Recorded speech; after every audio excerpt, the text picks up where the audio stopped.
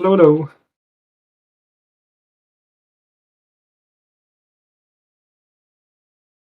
Yes, zeker.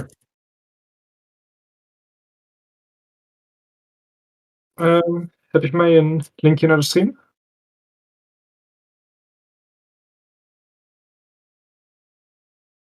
Ja, maar oh, oké.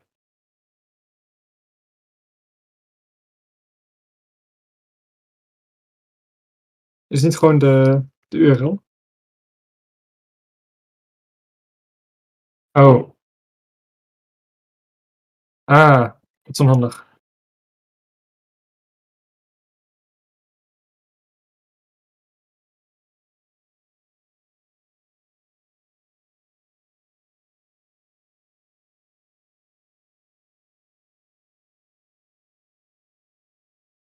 Oh, er staat wel ergens een stream URL, zie ik hier.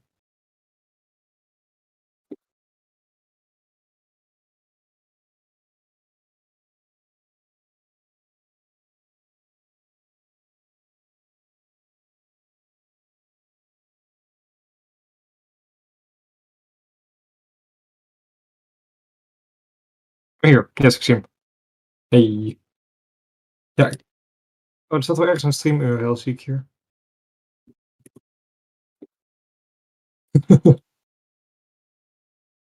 Ja, ik zie het.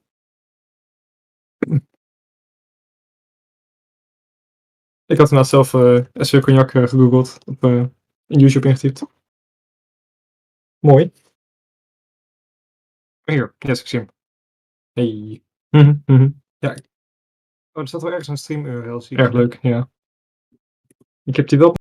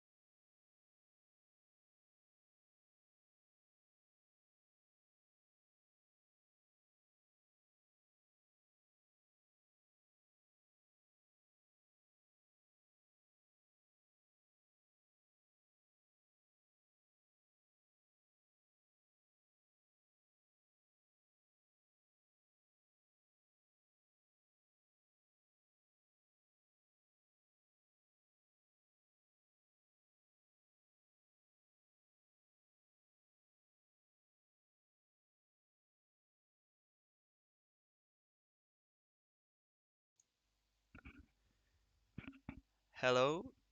Uh, can you hear me? Can you let me know if you can hear me in the chat?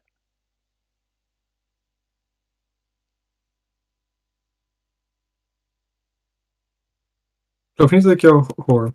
Ik hoor je niet dubbel. Dus ik kan proberen Discord uit.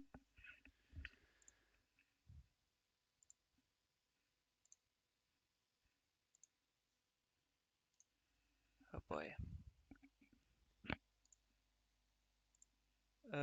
Hello, hello, hello. Test. 1, 2, 3, test. Oh, yes. I have comments now. I think there's a bit of a delay Oh, between. wacht even. Er zit een delay in. Oeps.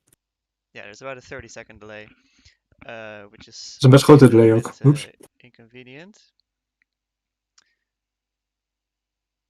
All right. Anyway, welcome to the Q&A on probability theory. I am Mart, and I'm joined by Niels, and we are your TAs for the course. And we'll be trying to answer all the questions you have as good as possible, as well as possible, and yeah, make sure everyone gets a good grade for the exam. So we haven't really any prepared anything for today. The idea is just that you ask us questions and we'll try to answer them if uh, you want to. If your question is a little bit too complicated to type in chat, you can also join us in the Probability Theory Discord. We're in the audio channel there, and then you can ask it there as well. And yeah, that's the deal.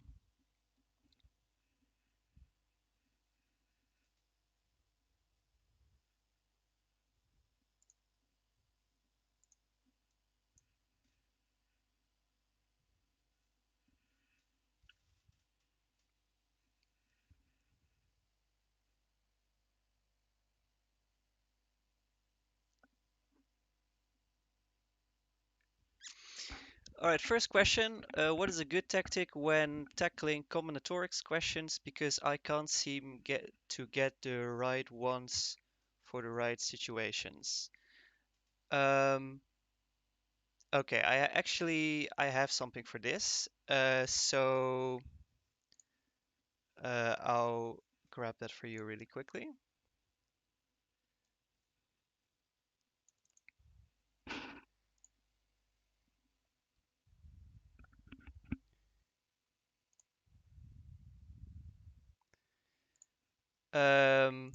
Right. So the question was, I repeat it, what's a good tactic when tackling combinatorics questions? So there's one slide in uh, the first lecture and has this little text on it. There's always, with combinatorics, there's always 4 possibilities that you can get. Ordered with replacement, ordered without replacement, unordered without replacement, ordered with replacement. And the first thing you want to ask yourself is which one of these 4 possibilities am I dealing with? So for example, you can get a question like this. You're trying to make a committee of 3 people. You have 10 people to choose from. How many different committees can you make? So you can ask yourself, all right, we have 10 people. You can only have a single person in the committee once. So that's no replacement. So no replacement, you know, then it's going to be either this one or this one without replacement. So then the next question is ordered or unordered. Well, having a committee with person A, B, and C is the same as having a committee with person B, C, and A. So in that case, it's clearly unordered. So you go for option 3, which is just the standard sort of NCR button on your calculator. And then you can just fill in the numbers. In this case, n is the number of elements and k is the number of samples. So you sample 3 times, so k is 3 and n is 10. And if you plug those numbers in, then you get your answers. The question could be slightly different. For example, the committee, oh, this is supposed to be,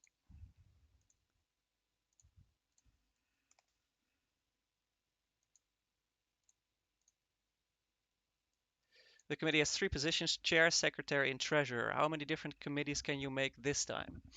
So this actually slightly changes things, because now if you have A, B, and C is not the same as B, C, and A, because we consider a committee with one person on chair as a different committee as with that same person on secretary. So this would actually be still without replacement, obviously, but now it's ordered. So now you would actually use this formula right here.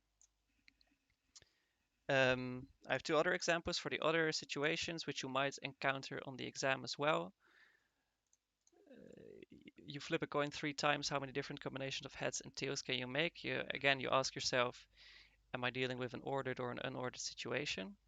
And am I dealing with replacement or without replacement? Well, in this case, we consider flipping heads, heads, tails as a different scenario as flipping heads, tails, heads. So it is ordered, and you can flip tails and heads as many times as you want. So they are replaced each time you sample. So that leaves you with option 1, order without replacement, which is probably the easiest one, most intuitive. So that would in this case just be 2 to the power of 3, which is 8, because there's 2 elements, heads or tails, and you sample 3 times because you throw it 3 times. And then there's the last situation for number 4. You could have a problem like you're ordering 10 pizzas. There are 5 pizzas on the restaurant's menu. How many different orders can you place? Um, in this case, it is clearly with replacement, because you can order each pizza as many times as you want. And it's unordered, because ordering 3 pizzas of one type and 7 of the other is the same as mixing up the order of it. That doesn't matter. So then you choose the last formula. Now, on the exam, it is unlikely that you're going to get a question that just asks you how many possibilities are there, because that's a little bit too easy. So usually you have to turn this into a probability somehow. If I can think of a question of that, let's see. You have a bucket with 10 red marbles and 3 white marbles. You draw 3 marbles. What is the probability of um, what's the probability of drawing, let's say, 3 red marbles? Now the first thing you have to do again is you take at, okay, so what I like to do, it's a question about probability. So what I like to do, I like to start with a big fraction, because it's a probability, so it's always going to be some kind of fraction. So what I do is on the bottom of the divider bar thingy, you're always going to put the total amount of possibilities. This is generally a good strategy. So what's the total amount of ways you can draw 3 marbles from a bucket of 13 marbles? Well, that is 13 choose 3, obviously. Why is it 13 choose 3? So that's option 3. Well, because it's unordered. Um, uh, in this case, we consider drawing red, red, red, red, white, the same as red, white, red, or white, red, red. So the order doesn't matter. And it is without replacement, because once you draw a marble, you do not put it back in the bucket. If that was stated explicitly in the question, then obviously things change. So that's what you put on the bottom of your big divider bar. And on the top of your big divider bar, you put all the possibilities that you consider to be a success. So in how many different ways can you have a success? Well, in this case, um, you have 10 red marbles and you want to draw 3 of those. So that would simply be 10, choose 3. And if you plug those numbers into your calculator, you should get the correct answer. All right, that was quite a long answer, but I hope that answers your question. The next question is related to that. 1B from the practice exam. It is similar. It is one of these questions. Right. Maybe we can cover that next. Yeah, I will. I don't have it. I will pull up the practice exam. So give me a second. I can send you the question. Yeah, I've seen the question. So 1B.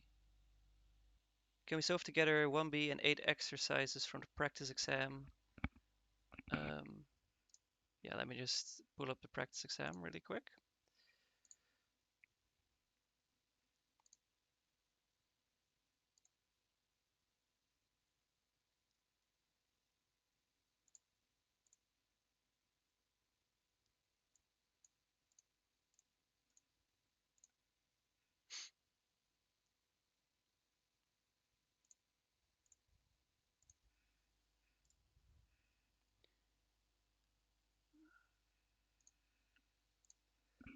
Right, sorry, I have to log into Brightspace and all that. Content.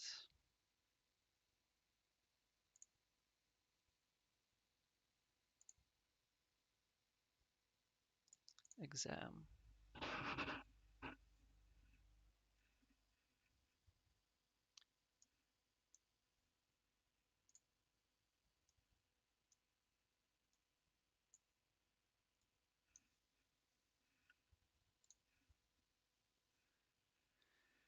Right, so 1B, this one. A candy vending machine containing 10 Mars bars and 6 Bounty bars breaks open, dropping all candy on the street. 8 children jump in to collect the candy. How many ways can the candies be distributed amongst the children? Sure, let me think about this for a little bit.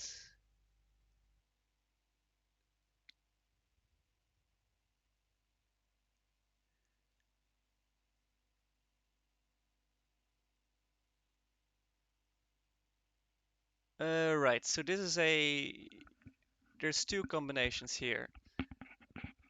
So the 10 Mars bars are distributed across 8 children, and 6 Bounty bars are distributed across 8 children. So we don't just count how many bars of chocolate each child has, but which specific bar of chocolate. So let's consider the Mars first. So you're going to distribute 10 Mars bars across 8 children. In this case, the children are the elements and the Mars bars are the samples. So let's think about whether this is ordered and with replacement or unordered and without replacement. Well, first of all, it's unordered. Why? Because we consider a child having a Mars bar and a Bounty bar the same as having a Bounty bar and a Mars bar. It's only about what the child has in total. Um, and then is it with or without replacement? Well, obviously it is without replacement because am I saying this correctly? I think it's without replacement because every child can only have once you give a child a Mars bar, another child cannot have that Mars bar. They don't share in this story. So what would that lead to? So we would have. So this question does not ask for a probability, only for a number of possible ways. So we set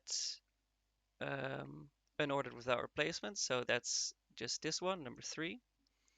So we said number of elements is number of elements is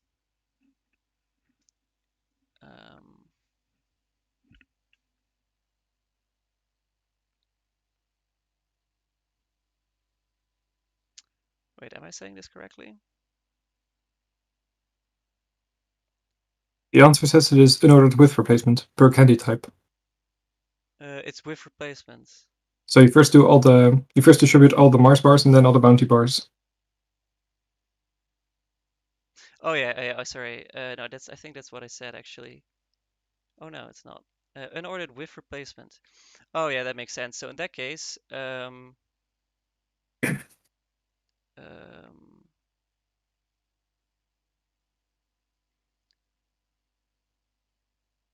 uh, in that case, I think the children are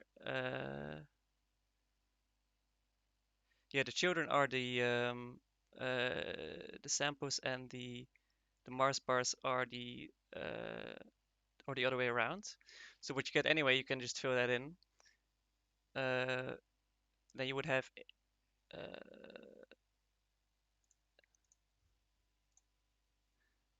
also let me know if you think I'm doing something wrong, because I'm not always 100% sure about all the answers. Then you would have 8 plus 10. Oh, it's wrong slide. 8 plus 10 minus 1. It's only 7 actually, because if you divide 7 things, then the last one will get the remainder. It's weird. Oh, sure. But The probability of the last one is. Isn't it the -1 element already? Oh yeah, it is. Oh yeah. Wait, you're using that one. Yep. No, sorry, it's correct. Yes. Yeah. And then all of that, choose. And now I have to say the correct thing.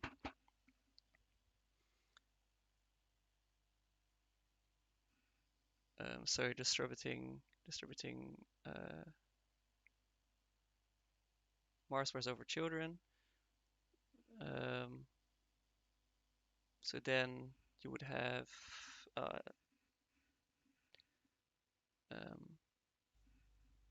choose 10, I believe, and that should be your answer for. And then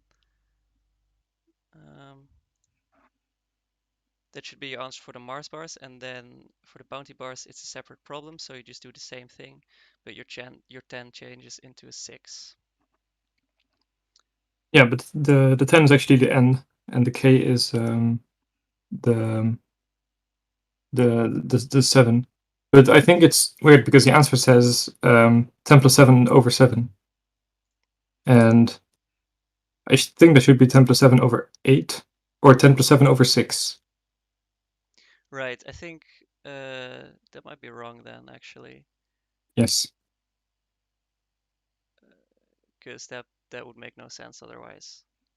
But anyway, yeah, I always get this mixed up, whether it's which one is the n and which one is the k. Yeah. I just put in chat, generally n is the number of possible outcomes, with k the number of trials. So in this case, you can see like the possible outcomes are the individual candy bars, and the trials are which child you give which Mars bar. So there are eight possibilities for that. Yeah.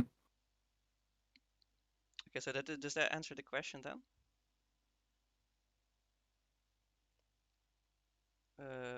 I think so.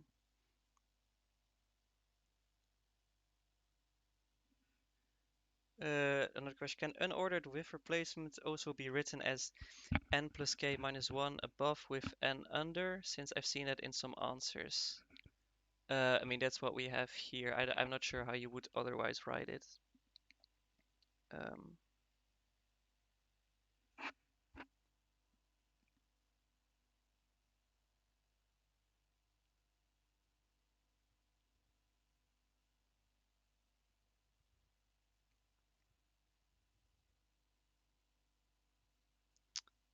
Let's see, any other questions?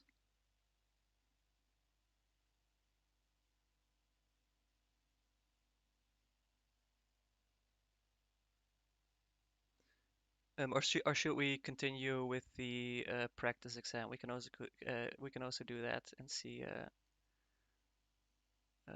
how far we get.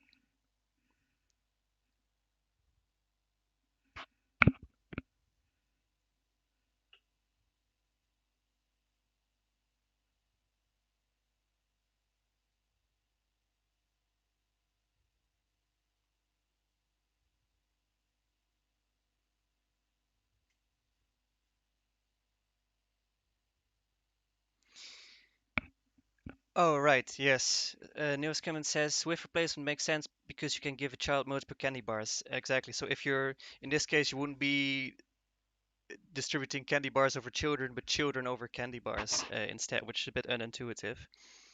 But then every child can be, used multiple times to give a candy bar. Um, Allocate candy so bars yeah. too. Yes. Can we solve the 8th exercise from the practice exam? Oh yeah. Let's see, which one is that? Random numbers. Consider the following probability density function. Yada yada yada. Find the cumulative density function of this distribution.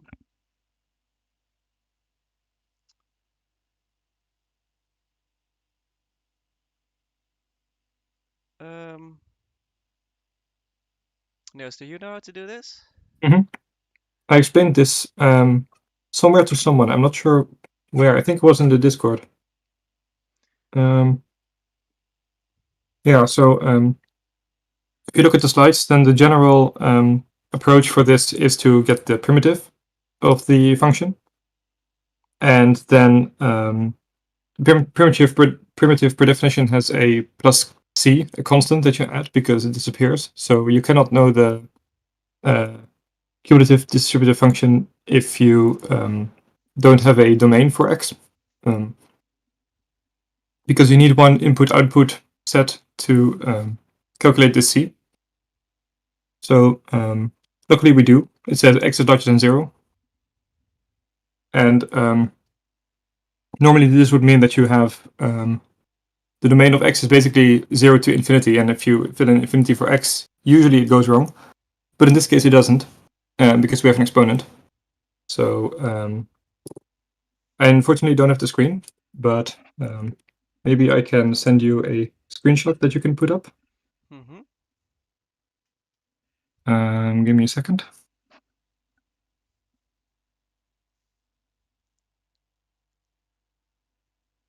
Okay, I actually don't have a good screenshot of this.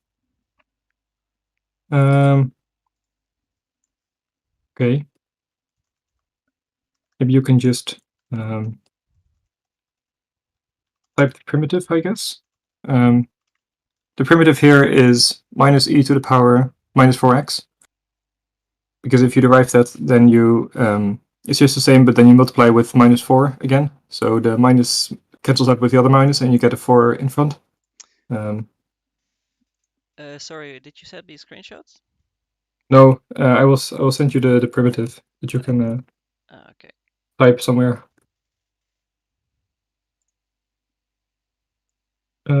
Wait, sorry.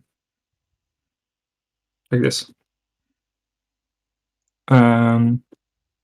Plus C, of course. I can also type it in chat, actually.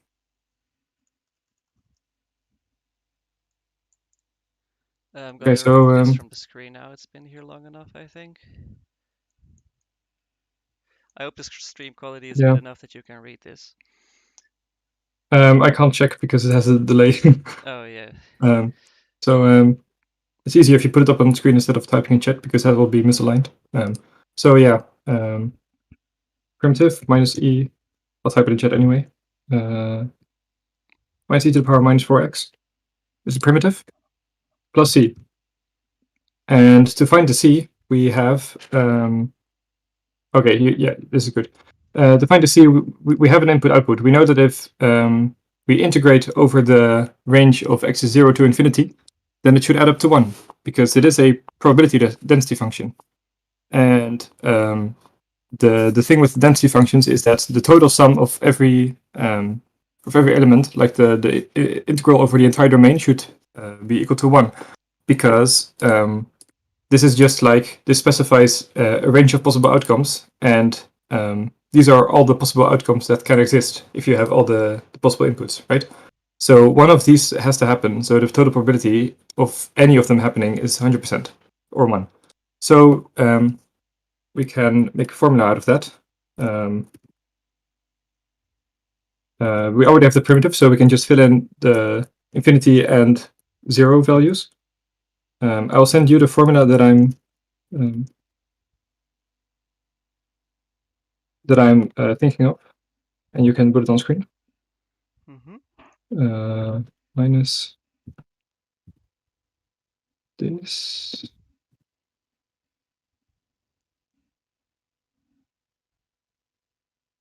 We check the brackets. So we have 1, the output, the total probability equals the primitive with filled in infinity for x, because that's the upper bound, and then we subtract the subtracted from it the primitive with x filled in 0, because that's the lower bound. And this we can simplify, because we have here that e to the power minus 4 times infinity, that just becomes infinity. So e to the power infinity is a weird one. Minus infinity, sorry. E to the power minus infinity is 0 by definition, which is weird to think about intuitively, but just trust me on this one. And on the other side, we have e to the power 0, which is 1. So let me check. Maybe there's only one plus c, actually. Oh, actually, no, this is correct. Because from here we can see one is. Yeah, this is correct. Okay. Because from here we see that c is actually 1. Wait. No. Let me check my previous messages. Yeah, but if I can recap it, basically the CDF is always the primitive of a function, right?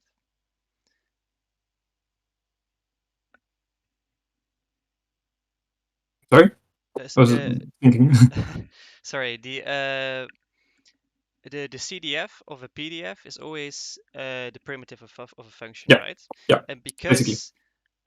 because you know that probability always has to add up to 0, or always has to One. add up to 1, Mhm. sorry, because a whole probability is 1. You can find the constant element because you have your integral. If you equal your integral to 1, then you can solve for c. Yeah, okay, so I made a mistake. We're already, with the primitive, we already have the CDF, so that means cumulative. So we don't have to subtract the 0 part. That would be if we filled it in for the regular PDF. I made this mistake last time as well. So with the CDF, you get the probability up to a certain threshold, right? And if we fill in an infinity for that, it's by definition the entire domain of x. So it's already the full probability, so that should already equal 1. So instead, what's actually the formula is this one. Oh, And this we can simplify by copy paste the wrong formula again, I think. Yes. Wait, I'll delete the wrong ones. Make it be easier. This one's wrong. And this one's wrong. Right, final.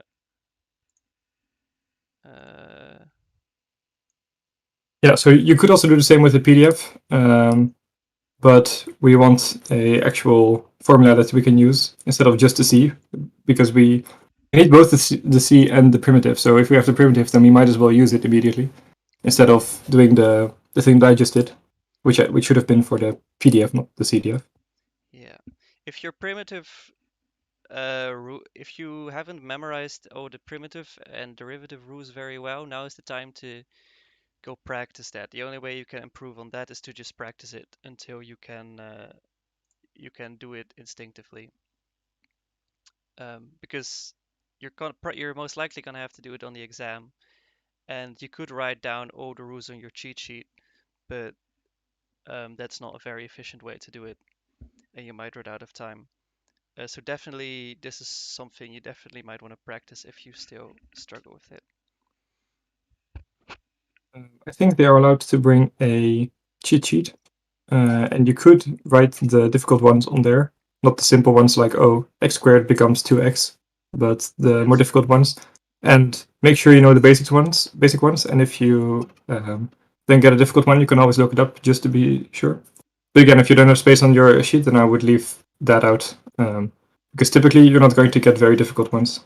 Finding the primitive by definition is a very hard math problem, and you can make some very insanely hard ones with the chain rule things. So you will probably only get basic ones like exponential, logarithms, indeed what I said, the x squared 2x things, and maybe like a sine cosine thing, but I don't think so. Yes. The hardest one you will get is a sine cosine thing.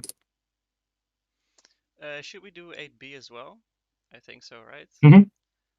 Now suppose I handed you software that could generate random numbers u from a uniform distribution between 0 and 1.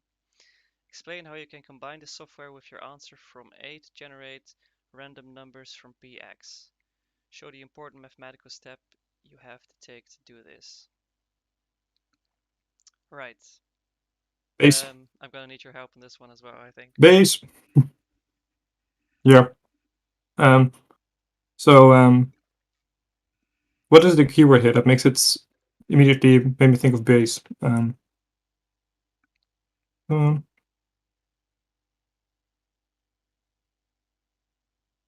Oh wait, never mind. I'm reading the wrong question.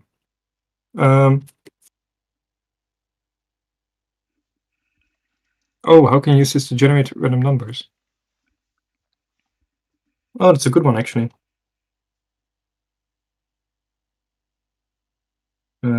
Have we had this from uniform? Is it not just the inverse? I'm going I to love think it might be the inverse because I think this was this relates to week 6 of the assignment, right? sampling random numbers. So there should be so yeah, we discussed two possibilities of sampling: inverse sampling and what was the other one? Rejection sampling. Yes. So in this case, I think inversion sampling is the easier one. Inverse sampling, and we can just apply that here because yeah, why? Good question. I guess because we have a probability density function that we can get the inverse of. I think so. Yeah, so well, let's just use inverse sampling. I might go back to this on which one you would choose. But for now, I guess because this function does have an easy inverse, that's why you can choose inverse sampling.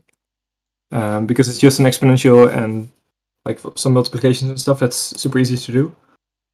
So this inverse is basically trivial. You should be able to do this easily. This should not be the problematic part of the exercise. But what did they say?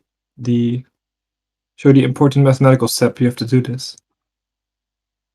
You have to take to do this. Probably the inverse function is probably what Is that just the you're inverse talking function? about. Yes. Oh, okay. Yeah. So in this case, yeah, you have to know how to do inverse functions as well. Which is something we can't really teach. It's also something that you have to practice until you get it right, or write down the rules for it. Yeah. My tip with it is really just write down. Let's just call it y, and y is the function. So y is 4e to the power minus 4x, and then go one by one. Like each line is one step, and then you just say like, okay, divide both sides by 4. Okay, so 1/4 y. Then you have an e on the right side, so you want to take that out. You do it by taking the log. It's the inverse of the exponent. So then you have log 1/4 times y is equal to minus 4x. And for both, you divide by minus 4.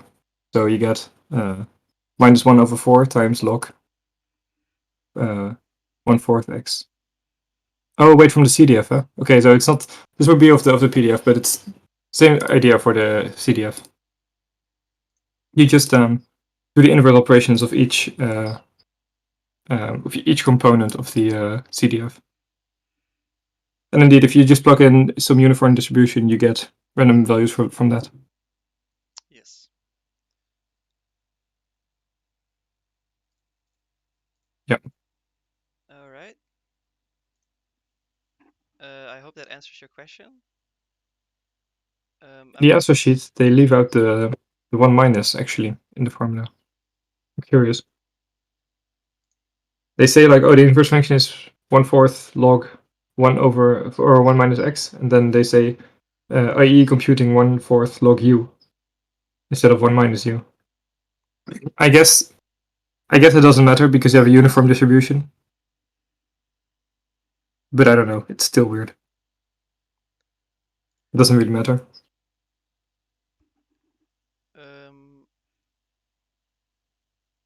Yeah, okay. Doesn't matter. 1 minus would also be correct there. So, yeah. Right. Any other questions? Because I'm not seeing anything new in the chat right now.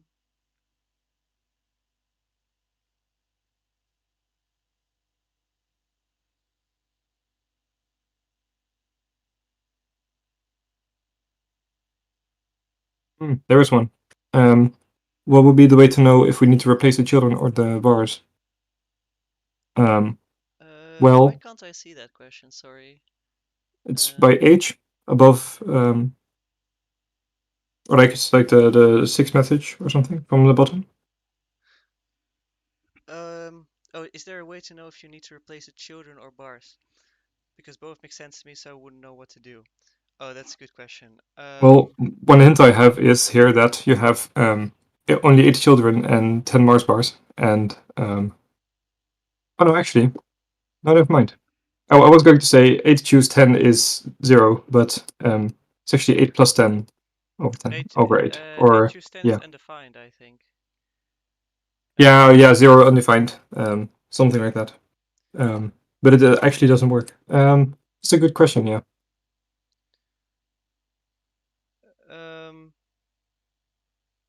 Is there a way to know if you need to replace the children or the bars?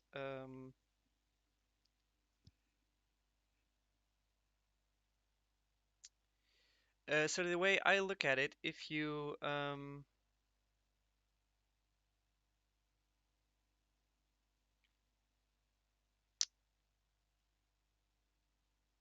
yeah, that's great. I am not sure. I think the answer uses a pretty good term, namely separator, which is like the thing you are separating and thing and the persons or cases or sex that you're separating among. I think that's one way to tell. But I'm not. I don't have a clear answer for this. Yeah. Yeah, one thing is for sure that if you distribute the bars over the children, then or if you take the bars as the samples, then that means that that's the only case in the list that I had where k is actually bigger than n. So then you would know, oh, because k is bigger than n, I would have to take the fourth option. Let me get this back up First here. one, but yeah. Yeah, or the first one. But so in this one or in this one, if k is bigger than n, you can't. It doesn't work because you get an undefined answer because of the way. If here if But k was bigger, you would get the factorial of a negative number, which you can't have, and here you would have the factorial of a negative number as well, which you can't have. So if k is bigger than n, you know that it would have to be unordered with replacement. So then, if you take logically, if you have 10 choose 11 and you wanted to pick 11 items out of only 10, so that's impossible, right? yeah If there's only 10 items, you can't pick 11 from it, so there's no way to do that. So 0 undefined, whatever. yeah so then right, so if you take the bars as the samples, then it would have to be this one, because this one or this one, but it's this is too simple in this case.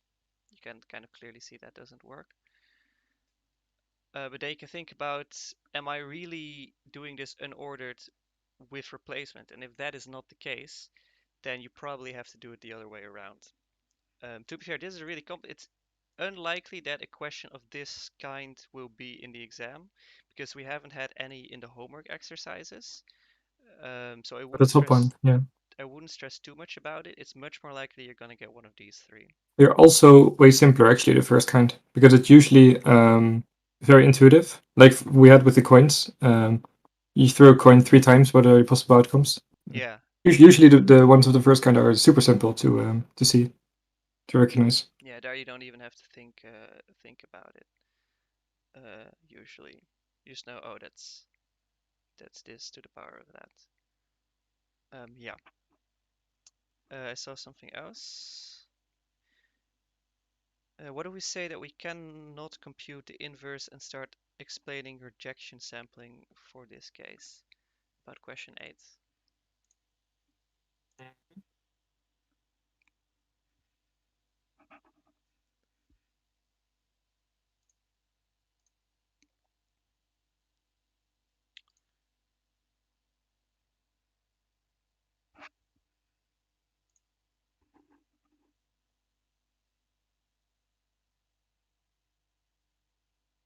Um,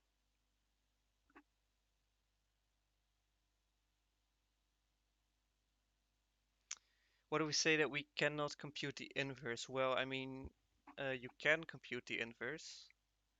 Yeah, but suppose we couldn't. Suppose there was I don't know. When can you not find the inverse? What operations are invertible? Oh, that's a good question. Like a square in theory, but Yeah. okay.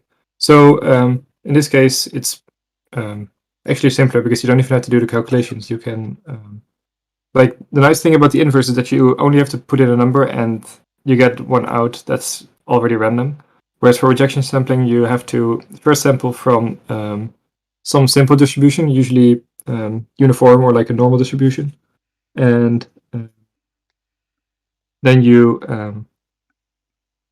oh wait, in the slides they actually sample from a simple distribution from which you can sample, and then you use that as the variance for a uniform distribution around 0, and then you check if that value is lower than the function you want to sample. But then still you have to be able to input-output things from the function, and also I think this method mainly only works if you have a lot of samples. If you want to approximate the function, but like yeah, repeat until you have enough samples. So for this one, the sampling process itself is way harder than the inverse thing. So there's not really a question there, I guess. If you have to use rejection sampling on the exam, you mostly have to explain how it works, I guess. But it's not really like there's only one answer each time. Even if they change the functions or stuff, it still doesn't really matter. Maybe you have to execute it, and then there's a fx and gx given, and then you have to know the procedure. In both cases, you just have to know the algorithm, but it's not like there's a specific thing to calculate per question, like for the inverse. Like if you have inverse sampling, they can check whether you know how to be able to calculate the inverse from a function. But for the rejection sampling, there's only one question that you can ask. So it's not likely that you will get that. But yeah, in that case, you would just have to sample from one function, use that as the variance for a uniform distribution around 0, and sample from that, and then use the same input that you sampled from the easy distribution, as input for the one that you want to approximate or draw samples from, and then you compare them and accept if the one from the uniform distribution is lower. But like I said, this is not this barely depends on the question itself or like the functions. Right. For the inverse, it has more to do with difficulty of it rather than possibility, right? Since you can have some whack polynomials. Is that true? That's I mean, I think even whack polynomials are usually somewhat easy to get the inverse of. I think. But there are things that are impossible, because if I tell you the function is x squared, and I say I sample from this and it's 4, what was the input? Then you don't know if it's 2 or minus 2, because both are possible.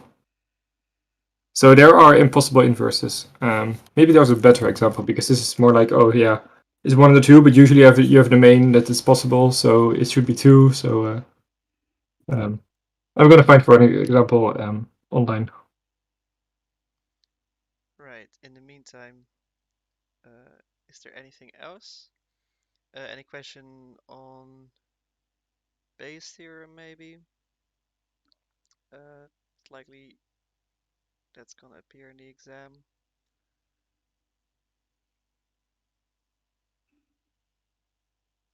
Substitution, I believe, is I think from week 4 or 5. Subject we haven't talked about yet.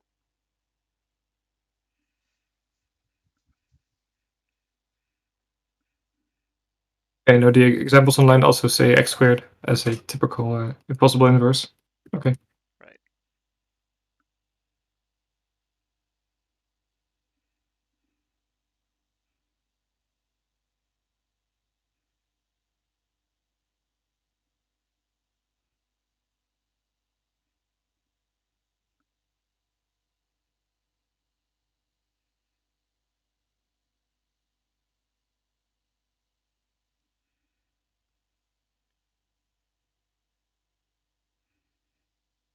Yeah, so I think if you have room on your cheat sheet, it's a good idea to put the rejection sampling algorithm on there. And then make sure you practice with the inverse. And then you have covered the entire scope of things they can ask for with the sampling lecture, I think. I don't think there are different questions they can ask there.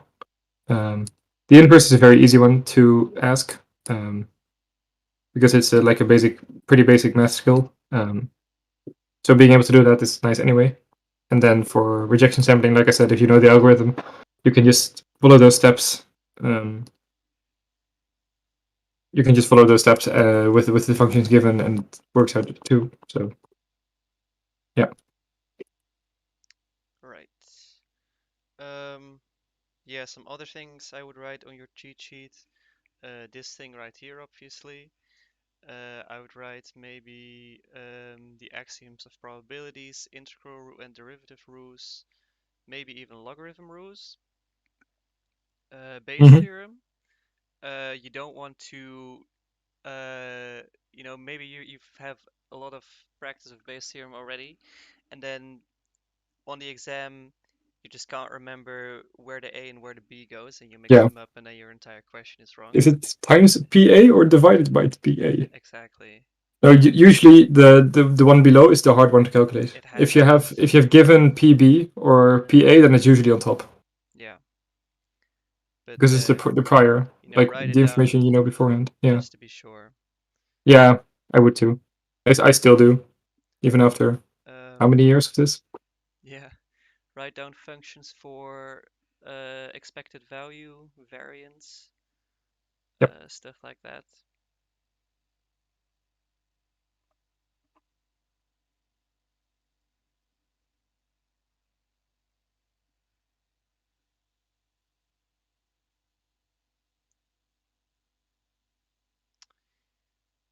Right. Any other questions maybe about homework exercises that you did again, or other exam questions, general questions?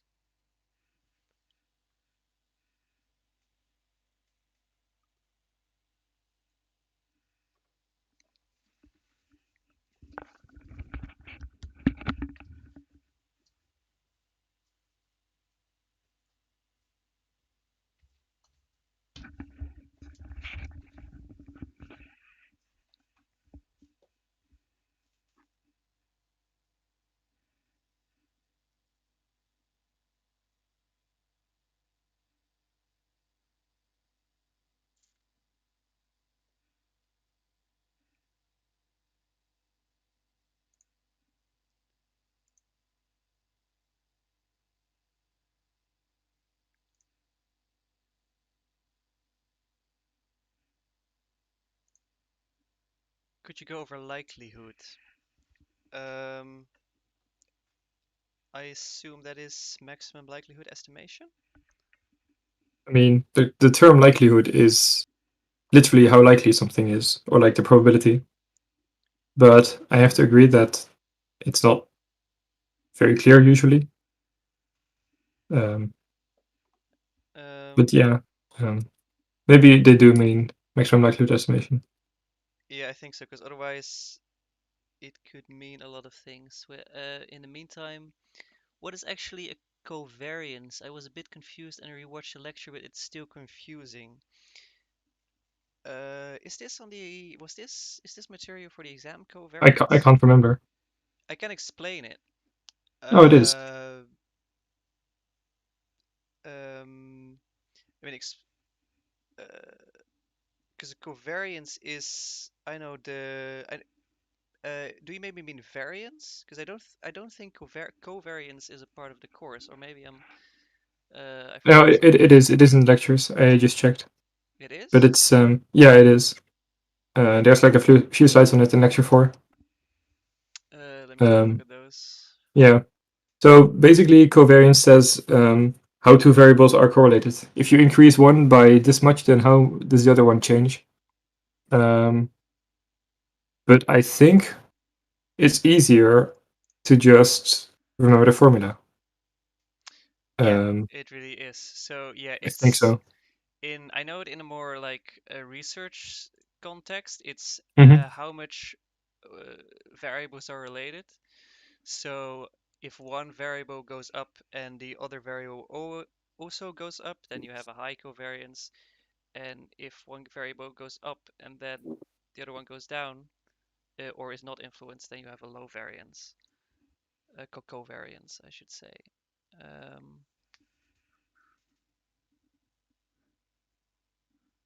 oh wait, this is the wrong. Hmm. This is another lecture.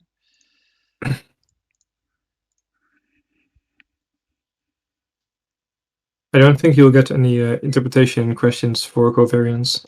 You certainly won't. That is not really the point of this course. So mainly just Um, remembering that it's expected value of x times y minus the expected value of x times the expected value of y is enough, I think.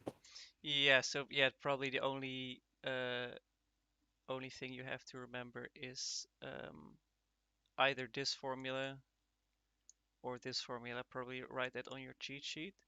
If you don't know how to solve those, that's also a possibility.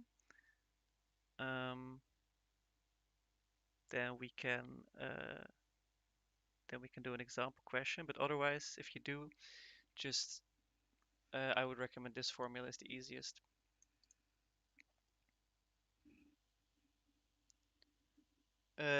So yes, he does mean maximum likelihood estimation.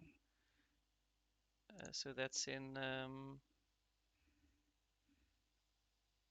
Lecture 5. week 5, I think. Yeah. Yes.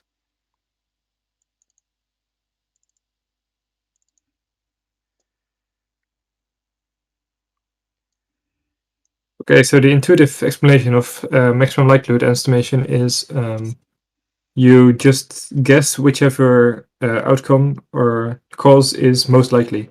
Um, literally. So highest probability. Um, so if you have two coins, one is equal heads and tails, and the other one is biased towards heads, so it comes up on heads more often than tails. And you throw a coin and you throw it 5 times, and you get 4 times heads.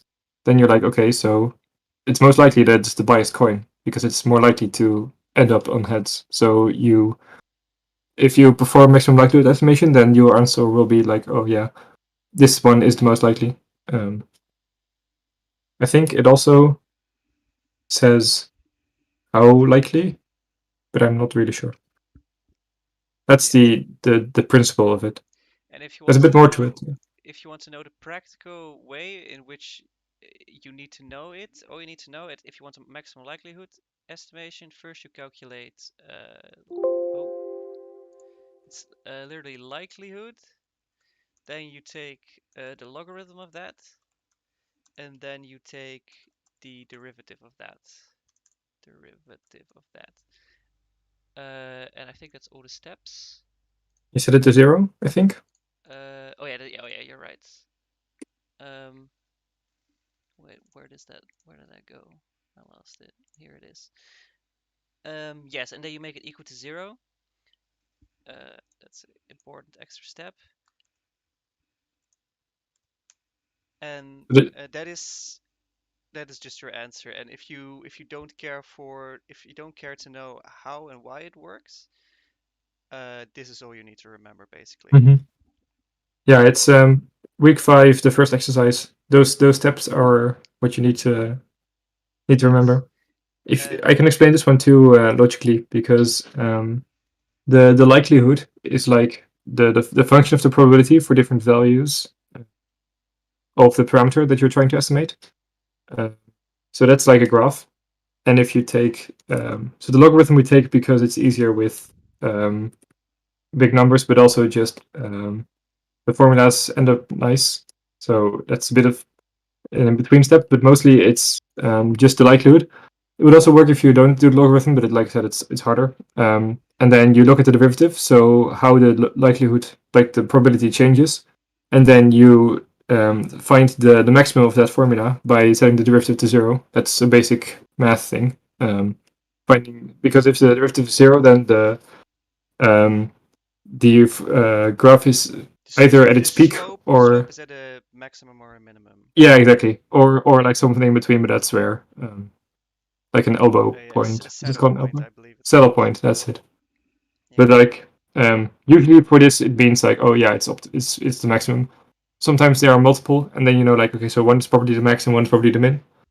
And then you just pick the max. You just fill in values and see which one ends up coming out, and then you have a value for the parameter, and it literally maximized the probability that that the outcomes are caused by that parameter. Yeah. Yeah. So if you want to practice this, it's literally week 5, question 1. You can grade it yourself with the feedback to see if you got it correct, or otherwise you can just ask us later if you don't understand week 5, question 1, and then we can try to explain it to you. I think question 2 is the same as well. Yeah. It's also just it's literally likelihood, which you get by multiplying by taking the product of the function basically with all the x's, then the logarithm of that, then the derivative of that, and then equal to 0, and that's your solution. And yeah, you might want to practice with this a little bit as well. Same as last time, know your logarithm rules, know your derivative rules, and know how to solve algebraically when you make it equal to 0. And that you can only do by practicing a lot. Which distribution formulas do you mean? But actually, I'll ask this in the chat.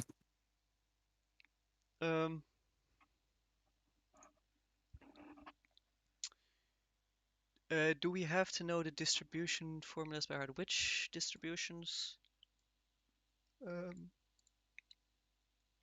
Is the screen for you guys still in Paint? Yeah, I mean, I think I'm streaming my entire screen, but I never moved off this Paint screen, I think. Maybe the right edge is falling off because I don't see an X in the top right of Paint. Oh, clever. You just put the questions in the chat. I should do that because it's no delay. I think. Yeah. Binomial Gaussian. Yeah, write those down on your cheat sheet. Yes. Especially Gaussian.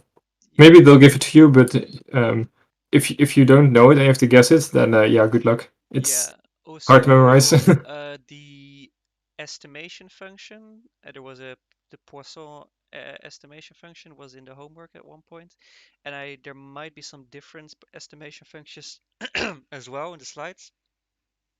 Make sure you get those and make sure you know which distribution they correspond to. Yeah. Just the basic ones. If there's any weird ones, then they will probably be given with the question. Yeah. But like, yeah, Gaussian Poisson binomial is all. Binomial obviously is used very often in the course. powers and everything. I think Gaussian less because it's a pain to calculate correctly. But yeah, you could get it. Yeah, I think, yeah. binomial is at least very intuitive if you know what all the Mhm. how the terms work. Gaussian not so much, obviously. So you definitely wanna have that on I there. mean, the parameters are intuitive, but the formula isn't. It's Yeah. like, oh yeah, mu is the mean, and sigma is the variance, or like sigma squared, I guess. Yeah, exactly. But the formula itself is like, why so many numbers?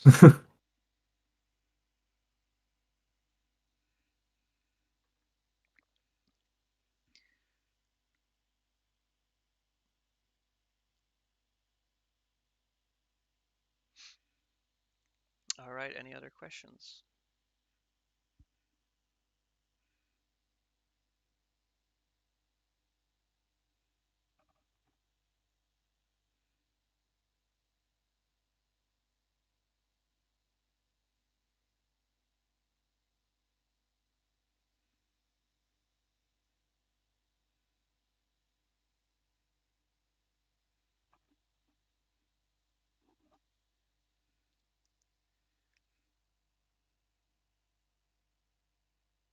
If there are no more questions, I'm not sure how long the delay is. I think 30 seconds or something. If there's no more questions, we can probably end it there. Um, so I'm waiting a couple more seconds to see if anything comes up. I will be somewhat online this evening. I'm Yeah, I not will sure when be the exam is tomorrow. online the entire evening, so you can message me on Discord or WhatsApp if you have that whenever you like. I'll try to answer your question. I think Max is also doing something tomorrow, a sort of Q&A session. Oh, okay. But that should be on your schedule if that's the case. Going to check. I don't think it's on the schedule, but I'm going to check when the exam is exactly. It's only on Thursday. No, then there's plenty of time to ask questions on Discord still, and we'll answer. Okay. Well, I have to leave now. I'm not sure if you want to stay in the stream for a bit longer to see if there's questions, but I don't think you'll No, I'm not need my seeing help anything much. else come in. Yeah. Thank you. You're welcome. I hope you pass your exam. I hope you do well, and Yes. best of luck with everything. Good luck. All right, I see no more questions, so I'm gonna end the stream. So have a nice evening, and good luck with all your other exams. Yes. Bye bye. Bye.